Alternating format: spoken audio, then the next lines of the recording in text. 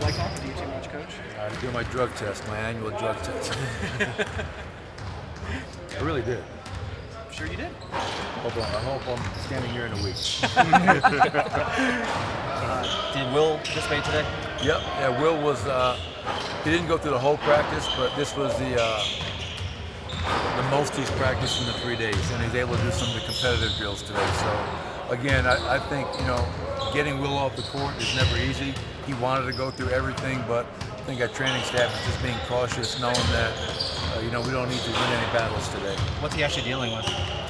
Some injuries. Plural injuries? No, I mean, what is it? I think, I don't know if it's his groin, if it's his knee, if it's his ankle. I'm not sure. A lower body something. Yeah, lower extremity soreness, something like that. Okay. Malik Beasley said that you have grown throughout the years as a coach. In what ways have you noticed that you've grown, if there are any? So Malik's trying to get some minutes, huh? I think when I honestly look back from day one when I was hired in Sacramento to now being going to my 7th year as a head coach, I think the biggest thing for me is just kind of calming down and relaxing. At the end of the day, I have to be who I am, competitive, emotional at times, but kind of channeling that energy and not thinking that every single possession, not thinking that every single game is life and death. And I think what helps with that is when you have an ownership group that's shown belief in me, a front office group that's shown belief in me. I think I've done enough now in my going to 5 years in Denver. I'm very confident in who I am as a coach. And when you're young and you're still trying to figure so many things out, you want to coach every dribble at times. So I'd say for me, TJ, that's the biggest thing, is just kind of relaxing and believing in myself and being the same person for our players every single day. After a big win, after a tough loss, I want our players to know that I'm with them all the time, and I think they feel that. Young players always get a long leash to eventually get to who they're going to be, but coaches don't always get that. The fact that you got that here, how much did that just open up your ability to do whatever you needed to do to get this team where you need to be? Well, I think it's, as I just alluded to, I think that confidence, I mean, in today's day and age, you lose game 82 in overtime in your 3rd year and you don't make the playoffs. There's a lot of teams that would have made a change.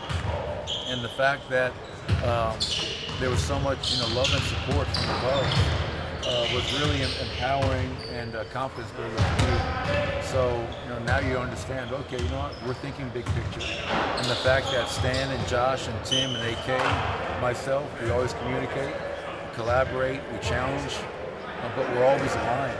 I think that's what is so unique and special about this situation that we have in Denver. And we loved the last season, but by no means are any of us satisfied. We're all hungry to bring what Denver's desperate for, to bring a championship home. Michael, as the pick and roll has become more and more prevalent in the game over the years, it seems like the pocket pass has kind of come along with it as being an important weapon for ball handlers. How do you guys drill that? And what is the hardest part, I guess, at this level for guys to learn in terms of how to execute that play well? Well, and obviously it always depends on how you're being played. We're one of the few teams in the NBA that are up and aggressive at the point of the pick and roll. You saw it against Portland, you saw it against San Antonio. A lot of those teams have their big way down the floor. And that's why Jamal's mid-range game was such an impactful weapon for us. But the other big weapon was we felt that we had an advantage in that pocket. So Jamal's job is to come off those pick and rolls, engage that big man, make him commit to the basketball. And now you have Nikola Jokic rolling in the pocket, which to me is like giving Tom Brady the ball with 2 minutes to go. Something good's going to happen. And then our play development is working with our guards and helping them to be able to read the defense, what's available, how we're being guarded, and to deliver that pass on time and on target. And then the big guy now has a responsibility. They have to be able to catch in the pocket and finish. They have to be able to catch in the pocket and spray to the weak side and get a paint 3. The ball has touched the paint, you collapse the defense, and now you can get the payoff shot in that weak side corner.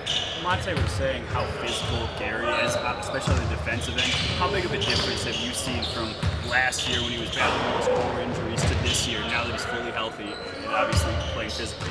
Well, I don't know if you guys can tell, but a lot of times Gary comes back after an offseason around 220.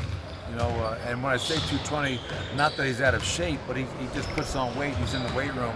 I think because of the injuries that he had last year, and it was such a frustrating year for him, Mike, he knew that he had to come into camp not only in great shape but lighter. Lessen the load on his body and his muscles. But Gary's just a natural athlete, strong, physical.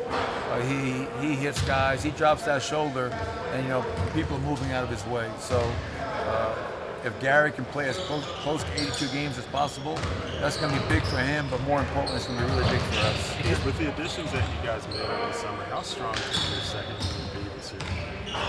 I thought we had one of the better second units last year. Obviously you had Monte Morris, Malik, Juancho, Torrey, Trey Lyles, and Mason. And then obviously we have some new faces, Jeremy Grant, namely Michael Porter. Those guys are talented. They fit into what we're trying to do. And I know full well that Monte Morris is going to have a better season and a better playoff because he's gone through it. Malik Beasley was great for us last year, but now he needs to do it once again at a higher level. So I think we had a great unit last year off the bench, and I think this year I'm even more excited about that bench unit and what they're going to bring every night. Because early in the year, I thought our bench unit was winning us a lot of games. Is Malik in this small forward competition, or do you guys view him as more of a shooting guard? For me, I wouldn't say I don't put him in that competition, but for me, to be very honest, I see him more as a two guard. I think if we looked at Malik to be a starting small forward, we'd be the smallest perimeter by far in the NBA. But that's not to say, though, Harrison, I think there are going to be times, just like last year, where we will play lineups off of our bench where Malik could be our three-man. But I think going into games as a starting lineup, I'd like to have a little bit more size, length, girth, whatever you want to call it, to go over there and kind of match up with some of the small forwards on opposing rosters. How has he looked coming back this offseason and into training camp, or what are you just looking to see from him? Just more of the same, consistency. He's going into his fourth year. Obviously his rookie season didn't get a great chance. Second year got somewhat of a chance. Last year was his first full year where he stepped up and played at a high level. What's the challenge? Can he do it again? And I have nothing but confidence in Malik. He's worked his butt off. He's in great shape. He's committed. He's got an unbelievable work ethic. So stay ready. Push Gary Harris. Be ready to play off the bench. And if something happens, I know full well that Malik can step into a starting role and not only play but excel and help us win a lot of games. Is rebalancing the offense with Gary something that's kind of on your mind in terms of, we talked about yesterday about how Jamal and Jokic both had such a high load in the playoffs. Is there any sort of concern about how to keep Gary involved when you've got all of these weapons because he's been so efficient and impactful? Yeah, and I think we had that at times last year, Matt. I think what hurt Gary and hurt that group was more the in and out of the lineup, the injuries. And then obviously when he came back, I think he didn't have much confidence in himself. Not in his skill level, but there was a lack of confidence more in his body. Can I play the same way that I played my whole career without getting hurt, without pulling a muscle? So I think he was somewhat tentative. But as I mentioned on media day, the last couple of games of regular season, I think gave him that confidence to play in that attack mindset and not worry about getting hurt. So I have no worries that Gary's going to fit right back into being. Him and Nikola play great together, and I thought we were 13-3 in games decided by 3 points or less. End of games had a lot of Jamal, Gary, Nikola combinations, and they excelled in those combinations, and hopefully we can do that again. Thanks, everybody. We didn't get the one question.